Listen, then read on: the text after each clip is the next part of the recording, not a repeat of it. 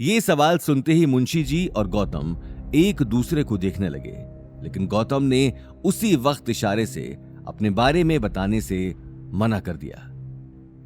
वक्त आने पर आपको सब पता चल जाएगा। अभी मैं आपको कुछ नहीं बता सकता। अभी मुझे चलना चाहिए। ये बात कहते ही मुंशी जी तुरंत वहां से निकल गए। अवनी एक पल के लिए खामोश खड़ी थी। आज उसके सामने एक ऐसा सच था जिसे वो आसानी से एक्सेप्ट नहीं कर पा रही थी, लेकिन अगले 1 साल बाद इसी सच्चाई से उसका सामना होने वाला था। अवनी को इस बात का ख्याल आते ही मुंशी जी को रोकने के लिए वो गेट से बाहर जाने लगी। लेकिन बिना आपके हुक्म के बारे में जाने मैं ये नेकलेस नहीं ले सकती। मुंशी जी वहां से जा चुके थे। अब सभी लोगों की नजर अवनी और गौतम पर टिकी थी। पूरे हॉल में सन्नाटा छा चुका था।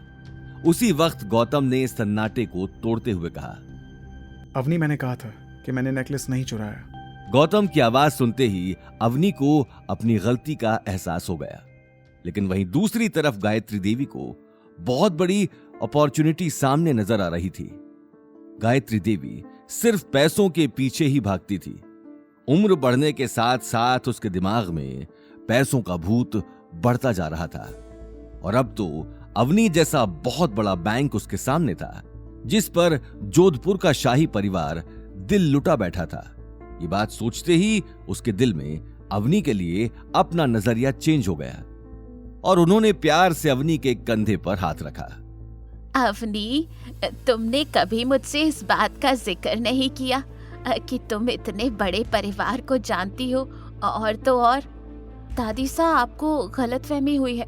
मुझे खुद इस बात का कुछ अंदाजा नहीं है। बस अब कितना छुपाओगी? सच कहूँ तो गलती मेरी ही है। मैंने कभी तुमसे अच्छे से बात नहीं की, हमेशा तुम्हें डांटा। बेटा, मुझे माफ कर दो, लेकिन इस तरह अपनी दादी सा से कुछ छुपाओ तो मत। अचानक गायत्री देवी का बदला हुआ रूप देखकर शनाया का चेहरा गुस्से में तमतमा गया। वहीं गीता और अनिल हैरान रह गए और एक दूसरे को देखने लगे। एक ही झटके में पार्टी में आए हुए लोगों की नजरों में अवनी के लिए इज्जत बढ़ गई, और गीता ये मौका हाथ से नहीं जाने देने वाली थी। लेकिन इससे पहले कि गीता आगे कुछ बोलती, अवनी ने कहा, दादी सा, अब मैं कैसे समझाऊं कि मैं...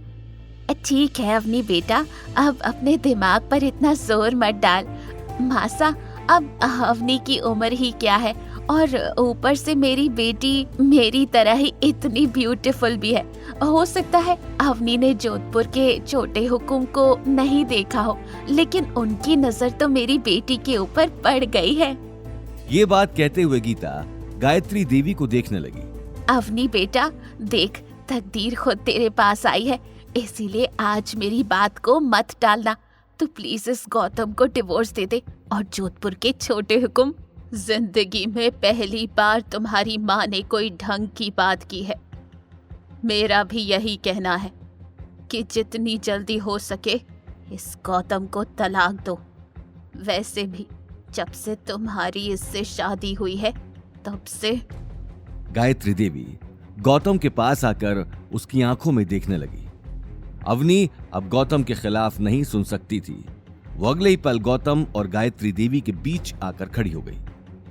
बस दादी सा, इस बार गौतम की कोई गलती नहीं थी। उसके बावजूद भी आप लोगों ने उसे इतना कुछ कहा, लेकिन अब और नहीं, और मैं गौतम को डिवोर्स नहीं देने वाली। अवनी की आंखों में खुद के लिए गुस्सा देखकर गायत्री देवी का चेहरा तमतमा गया। परिवार में आज तक किसी ने भी गायत्री देवी की बात काटने की हिम्मत नहीं की थी।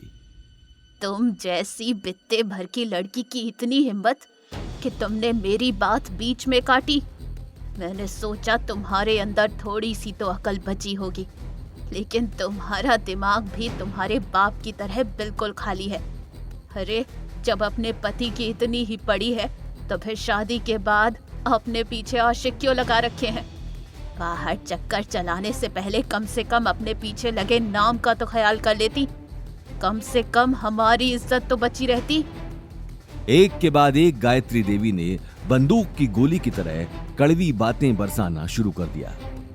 अवनी की आंखों की कोर गीली हो चुकी थी। गौतम अवनी को इस हालत में नहीं देख पा रहा था। साथ ही अनिल और गीता को भी इन बातों से बहुत बड़ा धक्का लग चुका था।